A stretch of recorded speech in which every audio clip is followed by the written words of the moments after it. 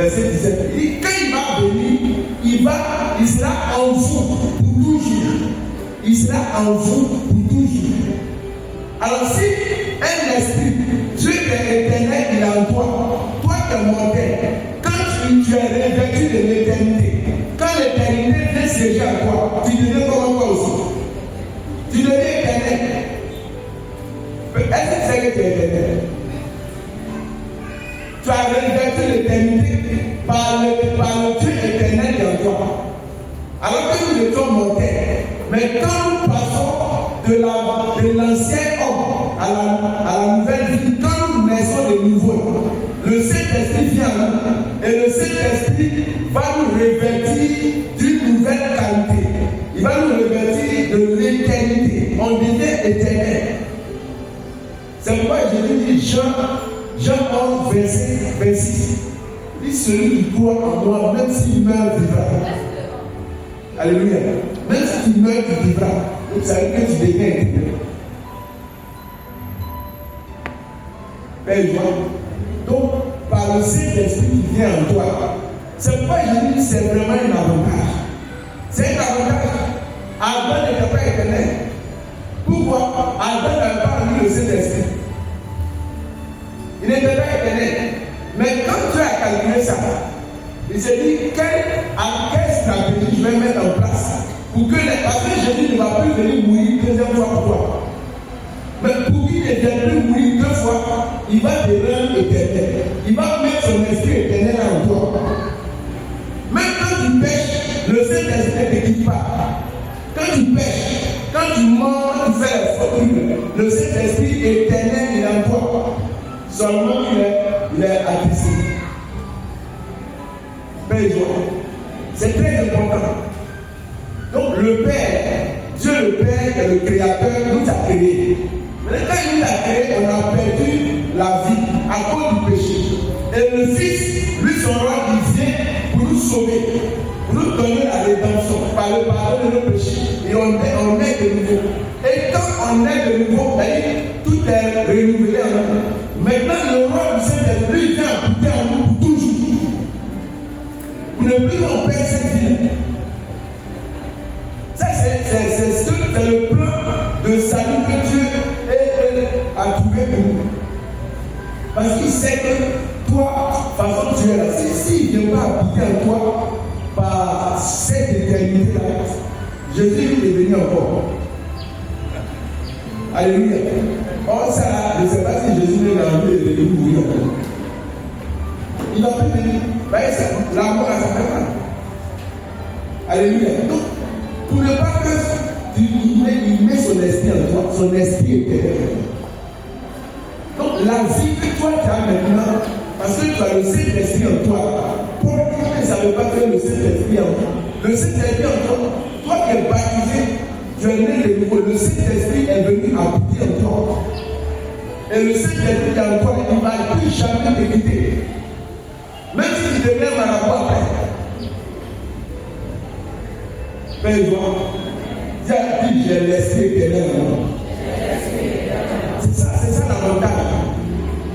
C'est un avantage vraiment. Un avantage avec le Saint-Esprit.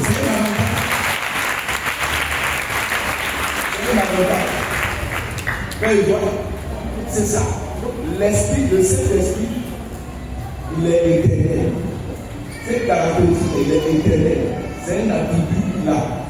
Et sans personne d'autre, aucune créature là. Donc ça veut dire, en conclusion, qu'il est Dieu de cet esprit. Donc à partir de là, c'est le moi qui peut former au Saint-Esprit. À partir de ce mot éternel là. Père de Jean. Deuxième caractéristique, le deuxième attribut, c'est que le Saint-Esprit est omniscient. Omniscient. L'omniscience. On va expliquer ça. En plus du fait qu'il est éternel, il ne finit jamais, il ne meurt jamais. Il est éternel, il est omniscient. Omniscient. Omniscient, ça veut dire qu'il sait tout. Il sait tout. Qui sait tout? Personne. Personne ne sait tout. À part Dieu, personne ne sait tout. Même un prophète, il ne sait pas comment il est, il ne sait pas tout. Mais le Saint-Esprit sait tout. Les moindres dégâts, le nombre de cheveux que tu as là, le Saint-Esprit connaît ça. Quand tu as les cheveux, tu ne connais pas. Quand tu t'es perdu tout à l'heure, un peu de cheveux à couper dans le peigne, le Saint-Esprit sait combien de cheveux sont restés dans le peigne, dans ta bouche là-bas. Père, toi qui deviens un peu chaud là, le Saint-Esprit sait combien de cheveux sont déjà partis, combien de cheveux te restent. Il sait tout ça. Le nombre de pas que tu as fait depuis dernier, elle connaît ça. Le Saint-Esprit connaît. Si on te dit depuis dernier, après 30 ans, tu as fait ton pas en marchant, tu ne connais pas. Mais le Saint-Esprit sait. Le Saint-Esprit sait ce qui s'est passé avant que tu naisses. Le Saint-Esprit sait ce qui se passe maintenant. Pendant qu'on est en train de prêcher, il sait ça. Le Saint-Esprit sait ce qui va se passer demain. Mais toi-même, tu ne sais pas. J'ai noté quelques paroles ici. Le Saint-Esprit guérit une personne d'une blessure qu'elle a eu cette semaine. Donc ça, c'est le Saint-Esprit qui sait ça. C'est l'omniscience du Saint-Esprit. Peut-être que tu es là, la soeur, elle a reçu ça, elle a dit, effectivement, si tu es là, le Saint-Esprit t'a visité, te guérit. Comment elle a laissé savoir que la semaine là, tu as été blessé. Et puis le Saint-Esprit a été guéri. Ça, c'est l'omniscience du Saint-Esprit. Lui, il sait tout. C'est lui qui sait ça. Quelqu'un aussi a remarqué aussi, une personne à qui a échoué, une ou deux fois au bas. Tu es là aussi. Si cette parole est sortie, c'est que cette année, la parole tu vas avoir. Tu vas avoir ça. Parce que le Saint-Esprit, c'est pas comme un féticheur, il révèle les choses et puis il est capable d'accomplir. En ce moment, pourquoi il les révèle?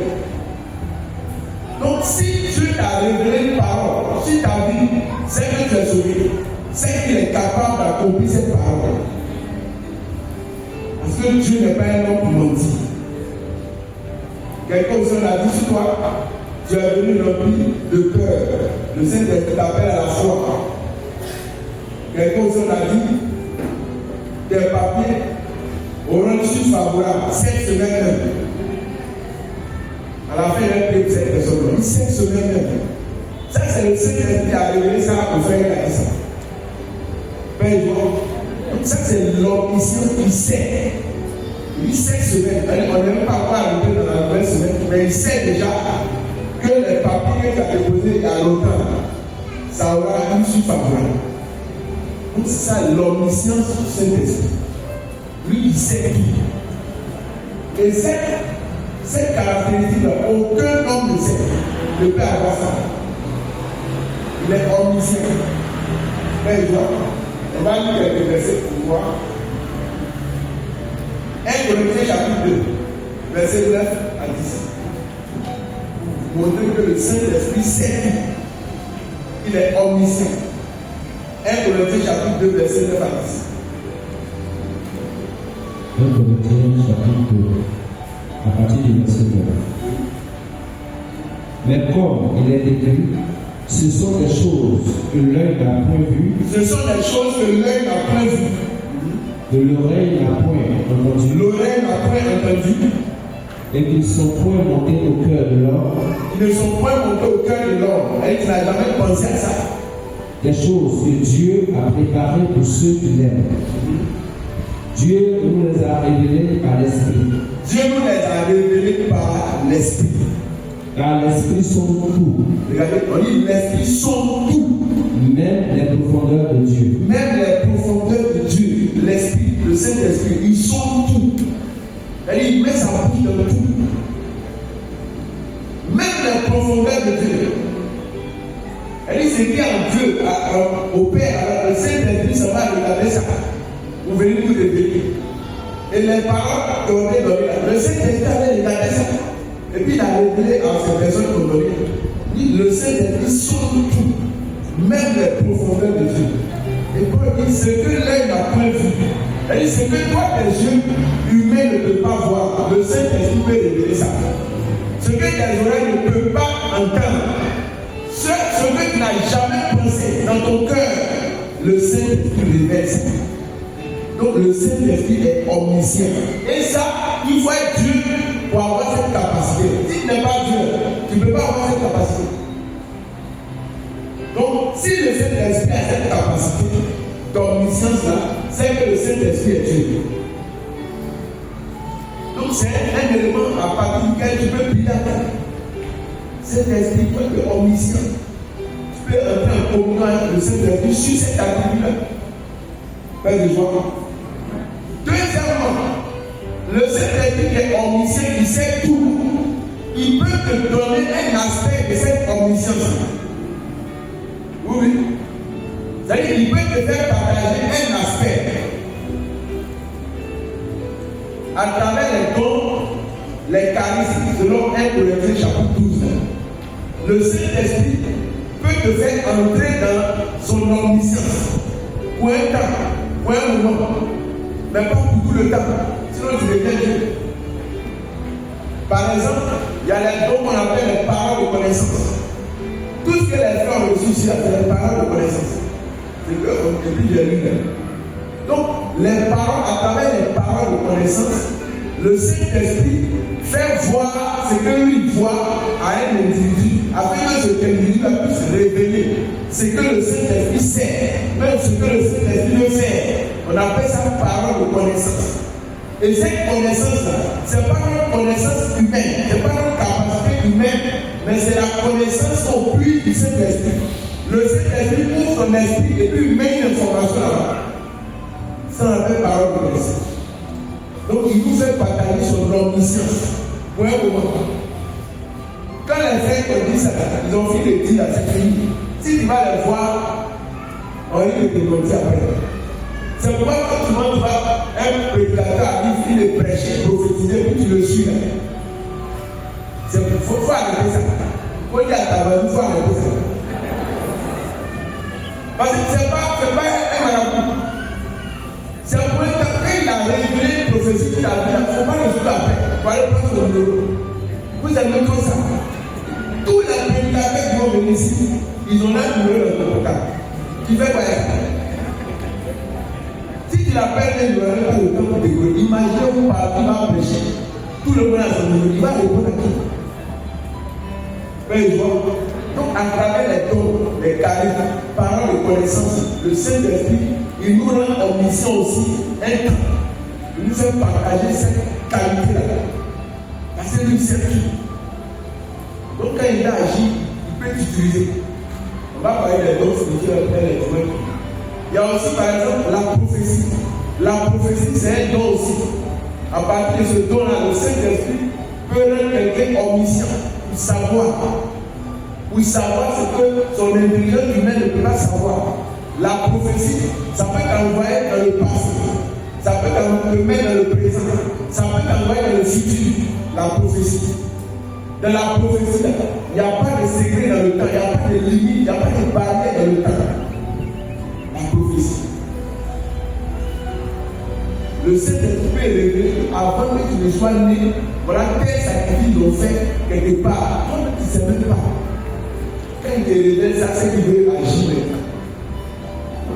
Mais par exemple, à travers le discernement des esprits, c'est aussi un don, un charisme, le discernement des esprits. Le Saint-Esprit te fait partager son omniscience aussi, le discernement des esprits. Il te donne le savoir. Par exemple, on appelle parler en langue là, quelqu'un qui a le discernement des esprits, l'autre qui parle en langue là-bas, ça ne veut pas du Saint-Esprit. Pour lui, ce n'est pas le Saint-Esprit qui parle. Comme Acte chapitre 16, Paul allait prêcher quelque part. Et pendant qu'il prêche, toute la journée, il y a une jeune fille habitée par un démon. Elle dit, ces hommes de Dieu là, c'est eux là. C'est des hommes de Dieu, écoutez-les. Est-ce que ce qu'elle dit là, c'est faux? Est-ce que Paul ici là, ce ne sont pas des hommes de Dieu? Mais Paul a su que c'est un démon qui a été parlé. On appelle ça le discernement des esprits. Ça, si tu n'as pas ça, ton intelligence ne peut pas savoir. Donc il faut que c'est une révélation que tu donnes pour savoir le mouvement spirituel qui se passe. Qu'est-ce qui vient de Dieu, qu'est-ce qui ne vient pas de Dieu? Donc c'est le Saint-Esprit dans son omniscience, et dans sa capacité de connaître tout. Il te donne une lumière, toi aussi. Pour un moment, tu as cette omniscience aussi. Mais après, tu as tout ça. Parce que tu n'es pas Dieu. Le grand prophète, comment il s'appelle, Samuel, Dieu lui dit d'aller choisir un roi dans la maison de David, le père de David, Jessé. David, il arrive là-bas, et puis il voit le premier fils, bien bâti, bien gaillard. Il dit, oh, ça, c'est lui. En tout cas, c'est lui le roi qui est là. Par la parole déjà. Or, la Bible dit, les prophéties de Samuel ne tombaient pas à terre. C'est-à-dire ça s'accomplissait à la lettre. Mais il a tapé le dos. Il s'est tombé. Il s'est tombé à 7 reprises. Ils ont fait passer les 7 fils de Jessé comme l'histoire du roi de Gaulle. Il a mal choisi. Comme on dit cette année aussi, ils ont mal choisi. Il n'est pas regardé. Mais il a manqué de révélation. C'est pour dire que c'est Dieu seul qui est omniscient. Même si tu donnes un don de révélation, tu n'es pas omniscient, tu n'es pas Dieu. Le grand prophète Élisée, il est capable de voir dans la chambre du roi ennemi ce que le roi dit dans sa chambre là-bas. Mais quand la tsunami, son enfant était mort, elle se présente devant Élisée. Élisée m'a prophétisé que Dieu m'a caché ça. Élisée n'a pas su que la dame pour qui il a prophétisé, l'enfant est mort. Il ne savait pas que la tsunami venait le voir parce que son fils est présent. Il n'a pas vu ça. Donc on n'est pas omniscient. C'est le Saint-Esprit seul qui est omniscient, qui sait tout. Donc les prophètes d'Azoué vont te bouffer ton argent. Si tu n'as pas fait connaissance, tu ne sais pas tout. La Bible dit qu'on prophétise en partie. En partie. C'est-à-dire un prophète ne voit pas tout. Il ne voit pas tout. C'est pas avec le chaque fois que tu vois, oh mon Dieu, qu'est-ce que c'est que dit pour moi? Il veut voir, mais il peut te mentir. Vous dites que c'est un vrai prophète. Mais il voit. C'est très important. Donc c'est omniscience. Nous, Dieu peut nous utiliser aussi dans cette dimension. C'est important. Deuxième qualité aussi, troisième attribut du Saint-Esprit, c'est l'omniprésence. Il est omniprésent. Le Saint-Esprit qui est Dieu. Je suis en train de dire que le Saint-Esprit est Dieu. Donc je donne quelques attributs. On a dit il est éternel. Deuxièmement, il est quoi? Omniscient. Troisièmement, omniprésent. C'est-à-dire il est présent partout. Partout. Le Saint-Esprit est partout. Un exemple pour montrer que le Saint-Esprit est partout. Qui a déjà baptisé ici? D'accord. En dehors de nous, nous sommes baptisés ici. En Chine, il y a des gens qui sont baptisés là-bas. Aux États-Unis, il y a des baptisés là-bas. Il y a au moins près de 2 milliards de chrétiens baptisés. Et la Bible, le Saint-Esprit, il est dans ces 2 milliards de personnes. C'est-à-dire que si on a 8 milliards qui sont baptisés, le Saint-Esprit est en eux tous. Donc pendant que le Saint-Esprit est en toi ici, les gens qui sont en train de prier à Koro là-bas, le Saint-Esprit est là-bas et en eux là-bas. Donc il est partout. C'est-à-dire qu'il est en toi, il est en moi, il est en d'autres personnes qui ne sont pas ici, sans disparaître. C'est ça l'omniscience. C'est pourquoi Jésus c'est un avantage de cet esprit. Alors que Jésus lui-même, en tant qu'homme, il ne pouvait pas faire ça. Jésus physiquement ne pouvait pas être à Jérusalem, et puis être à Béthanie, et puis être à Gaza. Il ne pouvait pas faire ça. À cause de son corps, de sa chair. Mais l'avantage avec le Saint-Esprit, c'est qu'il peut être en nous tous. En nous tous. Et quand il est en toi, ça ne met pas en prison en toi. Il est capable d'être en toi et puis d'être en quelqu'un d'autre qui n'est pas ici. C'est ça qu'il est omniprésent.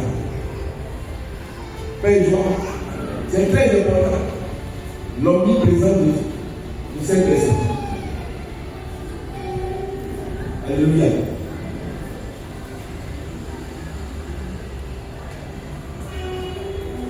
Jean chapitre 14, verset 17.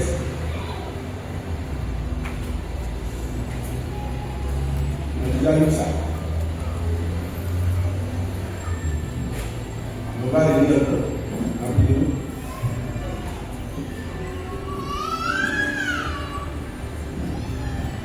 Jean chapitre 14. Jean chapitre 14, à partir du verset 17.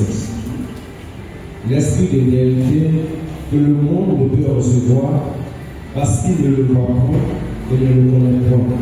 Mais vous le connaissez, car il demeure avec vous et il sera en vous. Amen. Amen. Père et joie. Donc il dit il demeure avec vous et il est en vous. Ça c'est très important.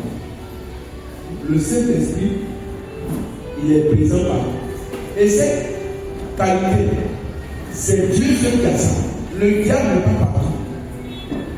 Le diable est esprit aussi, mais le diable, il n'est pas partout. Mais le diable, il a ses agents, il est organisé, il a ses agents partout. Mais lui-même là, il ne peut pas être partout. Pourquoi? Parce qu'il n'est pas Dieu. Les seuls qui peuvent être partout, c'est Dieu. C'est Dieu. Et l'omniprésence là appartient à Dieu seul. Lui seul. Lui seul. C'est très important. Mais comme je l'ai dit aussi, toutes ces attributs, Dieu peut te le faire partager, toi aussi. Regardez un monsieur qu'on appelle Padre Pio. Padre Pio, il peut être 2 ou 3 fois en même temps. C'est-à-dire, Padre Pio a fait messe en Saint-Denis et le et puis il a arrivé à Palmyra en train de prier pour une femme qui est malade là-bas. En même temps, ça c'est le Saint-Esprit qui fait ça. Il veut cette grâce là aussi. D'accord? Ouais. Il est omni. Regardez, on va lire Acte chapitre 8.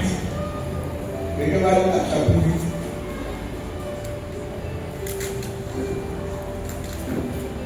Verset 39. Acte chapitre 8, verset 39. On parle de Philippe. Acte chapitre 8. Un diacre qu'on appelle Philippe, oui. À partir du verset 39. Quand il fut sorti de l'eau, l'Esprit du Seigneur enleva Philippe et l'eunuque ne le vit plus. Tandis que joyeux, il poursuivait sa course. Ici, dans ce passage-là, un diacre qu'on appelle Philippe, comme les tiers, les 7, il était en train de prêcher quelque part. Et puis le Saint-Esprit dit il faut aller vers la route là-bas, de midi, quelque part, vers Gaza. Il y a la guerre actuellement. Il faut aller là-bas parce qu'il y a un monsieur qui a été de passer là-bas et lit un verset qui dit qu'il ne comprend pas. Va là-bas, va lui parler. Celui qu'on appelle le livre éthiopien. Et Philippe arrive là-bas, effectivement, il voit le livre éthiopien dans son char, son œil papier, puis il lit, mais il ne comprend pas. Et Philippe s'approche de lui, mais ce que tu lis là, est-ce que tu comprends? Le monsieur dit, mais il ne comprend même pas. Ce qu'on a dit, c'est le prophète qui parle de lui-même, il parle de quelqu'un d'autre. Et Philippe va lui prêcher la parole de Dieu. Et puis, le monsieur, il croit. Et il arrive à un moment où il dit, voilà, demain ici, il faut me baptiser en même temps. Le gars, Philippe baptise les livres de Dieu. Dès qu'il finit de le baptiser, la Bible, le Saint-Esprit a pris Philippe, comme dans le film indien. Il a levé Philippe pour aller déposer une autre ville là-bas. Et Philippe n'a pas pris voiture, n'a pas pris avion. Ils étaient là déposés à le monsieur de l'île. Et puis, paf, Philippe disparaît. Il disparaît comme dans le film. Le Saint-Esprit le soulève, le livre ne le voit plus. Et puis Philippe atterrit dans une ville. Père, ça c'est le Saint-Esprit qui fait ça. Donc il rend Philippe, il fait que Philippe perd ici et puis il est là-bas. En tout cas, si tu as cette grâce, c'est bon aussi. Père, là tu as appuyé ici et puis tu as la maison là-bas, tu soulèves ta voiture. Donc c'est ça. L'omniprésence de Dieu, le Saint-Esprit. Le Saint-Esprit peut faire ça. Il peut nous faire partager cette grâce-là aussi. Et comme je le dis, c'est Dieu seul qui a cette caractéristique. Même si un homme vit ça un moment, c'est limité. C'est c'est limité. Autre caractéristique, autre attribut pour montrer que le Saint-Esprit est Dieu, c'est qu'il est aussi omnipotent. Omnipotent. Quand on parle de la puissance illimitée, la toute-puissance du Saint-Esprit qui est Dieu, il est tout puissant. Et quand on parle de puissance, il y a des puissances. Le diable est puissant. Les marabouts sont puissants. Mais au-dessus d'eux, il y a une puissance supérieure qui s'appelle le Saint-Esprit. Ça on dit il est omnipuissant. Lui, sa puissance, c'est une puissance illimitée. Illimitée. Il n'y a pas une puissance au-dessus de lui, sa puissance. Le Saint-Esprit. Il est puissant, il peut faire tout. Tout ce qui est impossible, le Saint-Esprit peut faire. Tout ce qui est impossible. Il rend les choses impossibles possibles. C'est pourquoi il est puissant. Il rend ce qui est impossible humainement possible. Le Saint-Esprit. Le Saint-Esprit peut, quelqu'un qui est mort peut réveiller mort, peut ressusciter mort. Ça c'est impossible. Humainement c'est impossible. Aucun homme ne peut se réveiller seul. Aucun médecin ne peut ressusciter mort. Mais le Saint-Esprit qui est omnipotent, qui est tout puissant, a la capacité de ressusciter mort. Et on voit ça partout dans la Bible. Il y a une pleine de résurrection dans la Bible. C'est l'œuvre du Saint-Esprit. C'est l'œuvre du Saint-Esprit. L'esprit de vie. Il est omnipotent. Là où la main des hommes est limitée, la puissance de Dieu par le Saint-Esprit qu'on a dit que le doigt de Dieu se manifeste puissamment. Je l'avais dit la dernière fois, quand les magiciens de Pharaon faisaient les mêmes choses comme Moïse, à la troisième chose, quand Moïse a fait pousser on appelle ça, les moustiques de bois, les magiciens ont compris que ça, ils ont essayé de pas comprendre. Ils ont essayé de faire voler aussi les moustiques, ils n'ont pas. Et ils ont converti ça. C'est ce que Moïse a fait. Ça, c'est le doigt de Dieu. Ils ont confessé la toute puissance de Dieu. C'est le Saint-Esprit. Il faut que les sorciers confessent que toi, tu es le Saint-Esprit. Les gens de ton travail, de ton service, doivent confesser que toi, tu as le Saint-Esprit en toi. Belle joie. C'est que je vous enseigne, c'est pas juste pour vos oreilles, c'est pour les appliquer. On a un Dieu qui est tout puissant. Donc il n'est pas limité. Il n'y a rien que Dieu ne puisse faire pour toi. Rien n'est limité. Belle joie. Il n'est pas limité. Il est tout puissant. Il peut créer les choses là où il n'y a même pas de vie. Par la puissance de la création. Le Saint-Esprit peut faire ça. Le Saint-Esprit peut arrêter la vie. Le Saint-Esprit peut te faire arriver en Chine sans que tu ne payes l'avion, sans passeport. Le Saint-Esprit peut ouvrir les yeux de quelqu'un qui a aveuglé. Le Saint-Esprit peut enlever le fibrome dans le corps d'une femme sans opération. Belle joie. Sans opération. On est la retraite des responsables au pays séminaire. L'Ogonia a eu plein de témoignages de miracles. Une dame, on lui a dit qu'elle a des fibromes. Si on ne le fait pas, c'est pas bon. Elle dit, oh, ça c'est rien. Fais-moi une malade à ma retraite. Je vais aller faire ma retraite d'abord. Le médecin dit, mais encore, je vais aller faire ma retraite d'abord. Que je sais que mon Dieu peut me guérir sans opération. Elle va faire sa retraite. Après la retraite, elle s'en va le médecin, on va aller faire l'examen sans opération. Le médecin fait l'examen là. Il y a une contradiction entre l'examen précédent et ce qu'il vient de faire. On ne voit plus les fibromes. Il dit les fibromes ont disparu. Qui a fait ça? C'est la toute puissance de cet esprit. Alléluia. S'il fait pour les gens, il va faire ça pour toi aussi. Parce qu'il n'a pas changé. On a dit c'est un Dieu qui est éternel.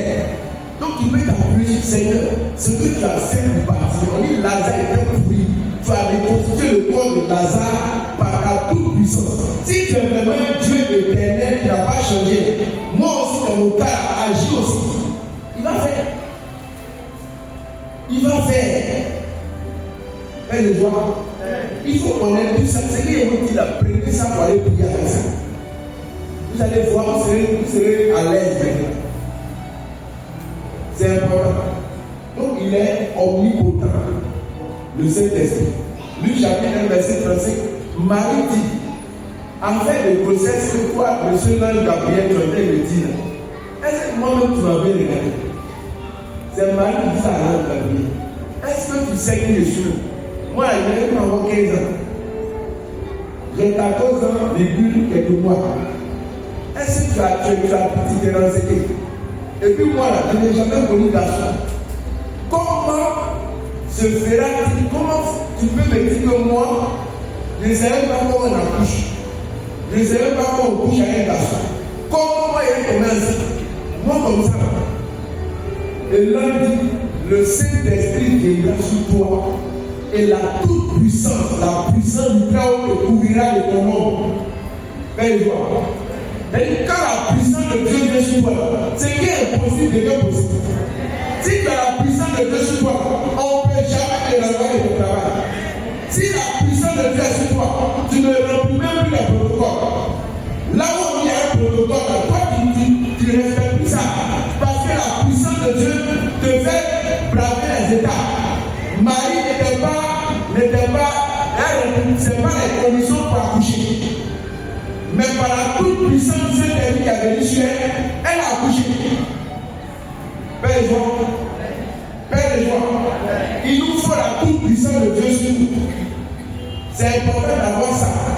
Acte chapitre 1, verset 8, Jésus dit aux apôtres, laissez tranquille. Si vous allez évangéliser maintenant, les sorciers vont vous taper. Vous allez taper poteau. Les gens ne vont pas vous croire. Parce que vous n'avez pas encore l'équipement qu'on appelle la puissance. Donc restez ici et vous allez recevoir une puissance. Celle du Saint-Esprit. Donc le Saint-Esprit a une puissance. Et il est puissant. Alléluia. Quand Pierre a la puissance, une seule prédication, il ne pouvait pas convertir avant une servante. Une petite prédication d'une minute, 3000 personnes en même temps. On appelle ça la puissance. Mais la puissance de Dieu, il doit rechercher ça. Le Saint-Esprit a cette attribut, la toute omnipotence. Il peut te concéder ça aussi.